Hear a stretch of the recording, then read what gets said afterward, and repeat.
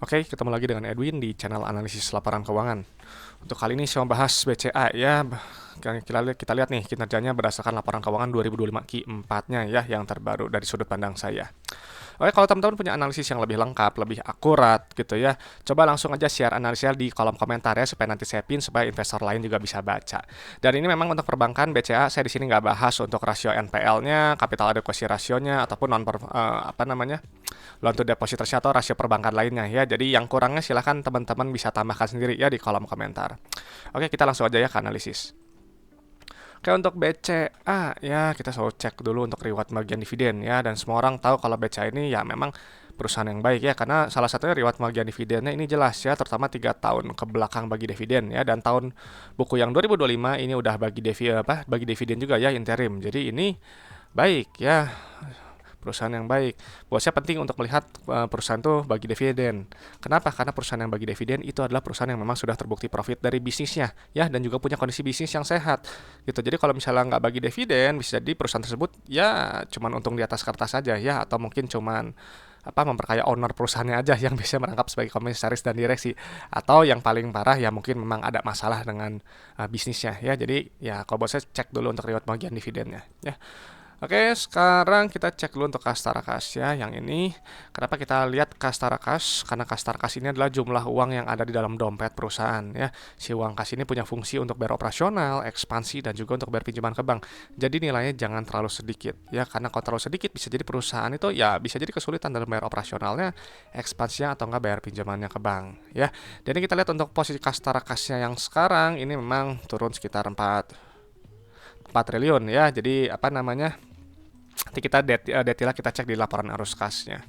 Sekarang kita loncat dulu ke ekuitasnya, langsung pilih saldo labanya dulu ya. Yang ini nilainya, gedein dulu sebentar, kita besarkan dulu sedikit.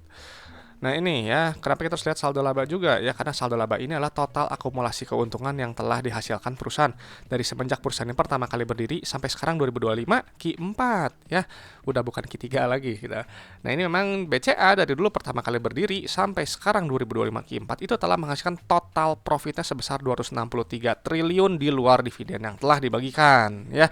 Jadi ini sangat-sangat baik sebenarnya.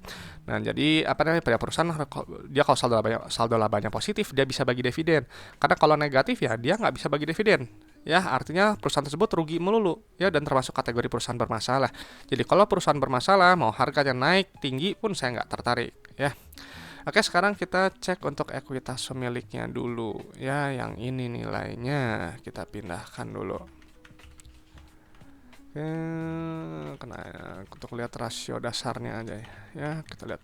Oke, ini kita lihat dulu ya untuk rasio saldo laba terhadap modal awalnya ini nilainya 14,2 ya.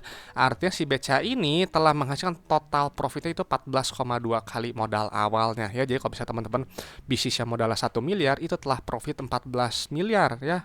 14,2 miliar tepatnya. Jadi nih memang baik ya, dan perusahaan yang baik seperti memang PBV-nya secara PBV premium ya di 3,3. Sekarang kita lihat kinerja laba ruginya dulu gitu ya. Ini memang formatnya memang pakai format yang biasa ya, tapi disesuaikan aja. Oke, kita lihat untuk pendapatannya dulu. Di sini ada pendapatan bunga dan syariah ya. Jadi ambil pos keuangan yang ini, yang dijumlah, yang sudah dijumlah ya.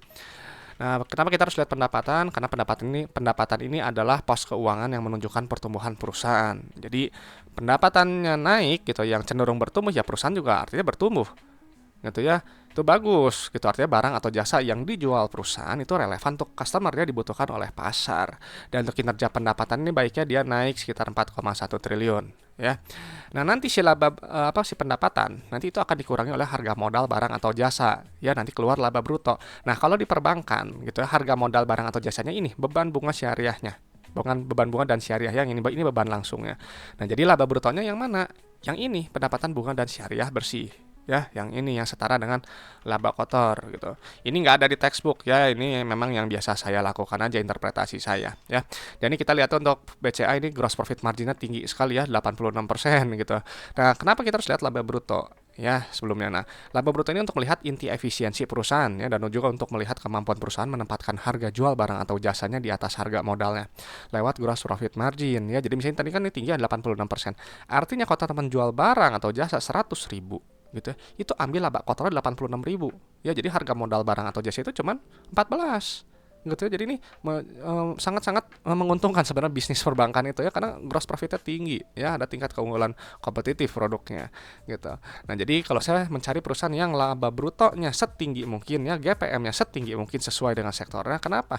Karena nanti semakin besar laba bruto, semakin juga besar laba bersih ya, karena nanti laba bruto akan dikurangi oleh beban operasional, non operasional, dan juga beban pajak ya. Dan di sini kita lihat dulu ya, pendapatan tadi naik, laba brutonya juga naik, baik. Nah, laba bersihnya yang ini nilainya ya. Kita pindahkan dulu. Oke ya, dan untuk kinerja laba bersih dia naik ya, tumbuh 2,7 triliun ya, ini baik. Dan secara PER memang dia masih premium ya, di atas 15, PER di 16 kali.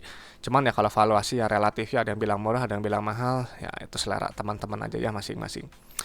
Nah, sekarang kita lihat dulu untuk penerimaan arus kasnya ya. Di sini kita langsung cek yang pos paling atas ini ya. Cuma memang di sini kan di pendapatan tadi cuma ada bunga dan syariah ya. Saya nggak masukkan asuransi, provisi, dan komisinya, nggak apa-apa ya.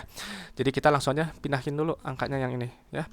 Nah, ini kita harus lihat penerimaan kas. Kenapa? Karena penerimaan kas ini dia berbeda dengan pendapatan. Karena kalau pendapatan itu sifatnya akrual ya. Jadi diakui aja, dicatat di atas kertas saja ya, nggak memperhitungkan jumlah uang yang benar-benar customer bayar ke perusahaan ya.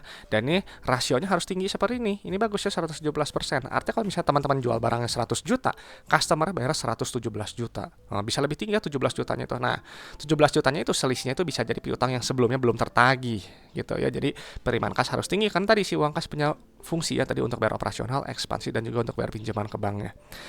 Nah, jadi dia bilang pendapatan BCA 98,9 triliun, uang kas yang terima 116,6 triliun digunakan untuk bayar operasional ya, dan ya gaji karyawan dan seterusnya ya, berkaitan dengan operasional.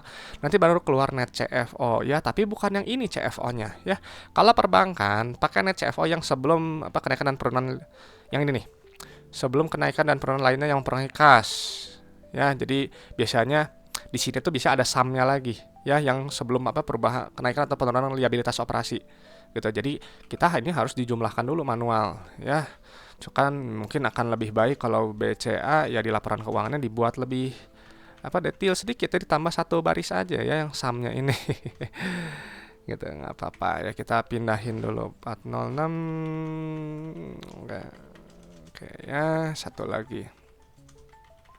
Karena biasanya yang lain itu dia ada gitu ya. Jadi lebih enak sih udah ada, jadi tinggal mindahin angkanya, jadi lebih mudah ya. Jadi kita lihat untuk net CFO-nya positif ya, bagus, dia ada kenaikan juga net CFO, tadi penerimaan kas juga naik ya. Net CFO itu wajib positif seperti ini ya, artinya dari kegiatan bisnisnya itu menghasilkan uang tunai ya. Jadi uangnya itu nggak cuma habis hanya untuk bayar operasional aja ya.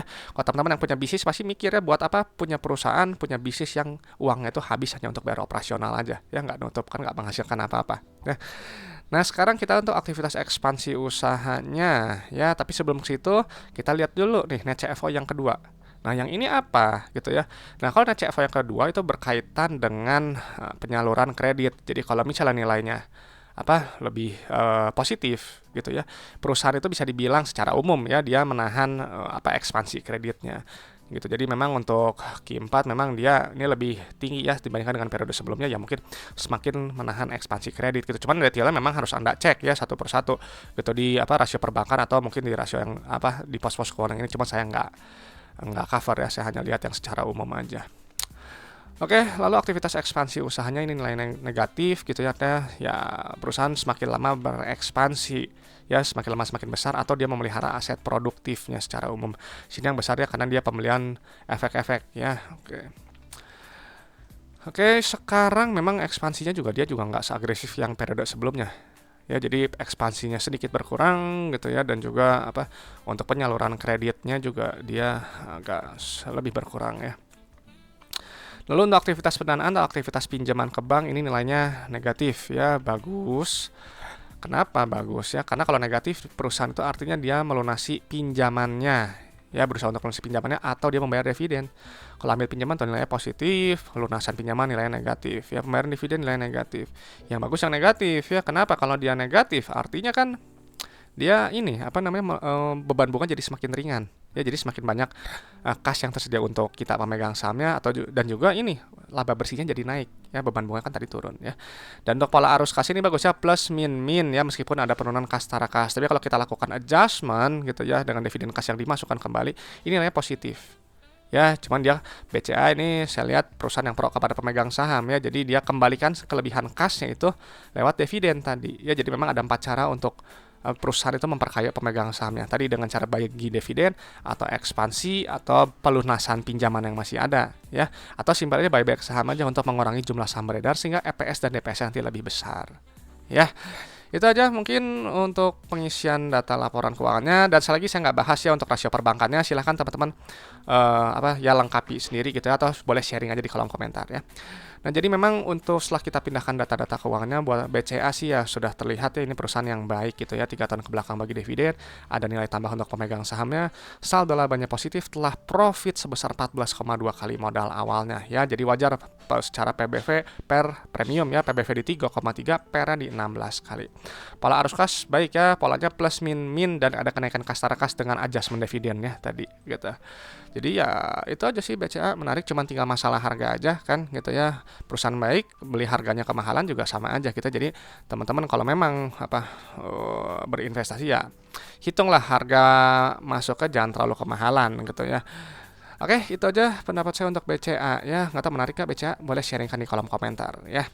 Dan perlu saya informasikan ya, setiap analisis, kalau analisis laporan keuangan itu hanyalah sebagian kecil dari fundamental. Hanya menilai kinerja masa lalu sampai 2025 Q3. Ya, jadi untuk tahun sekarang nih ya udah 2026 Q1, tahun depan gimana? Nah, itu teman-teman harus proyeksikan sendiri apakah masih bagus atau enggak. Ya, dan sekali lagi saya hanya bahas kinerjanya aja berdasarkan laporan keuangan yang ada ya, saya nggak bahas harga sahamnya ya, besok naik atau turun saya nggak tahu, terserah market aja lah itu ya. Lalu untuk masalah valuasi masih murah atau mahal nggak tahu ya, teman-teman yang silahkan ya lakukan penilaian sendiri ya, gunakan metode valuasi yang memang cocok untuk teman-teman ya, jangan terpatok sama apa yang ada di sini karena di sini sederhana, jangan pakai PBV dan PER ya, teman-teman pasti lebih ahli lah ya untuk masalah valuasi gitu. Oke, itu aja gitu ya. Kalau ada pertanyaan, ada request saham, langsung tulis aja di kolom komentar supaya nanti saya bahas ya. Oke, terima kasih sudah menyimak gitu ya. Semoga bermanfaat. Semoga sharing dari saya ini bisa memperkaya pandangan teman-teman dalam menilai suatu perusahaan. Saya Edwin dari channel Analisis Laporan Keuangan. Sampai jumpa di video-video berikutnya.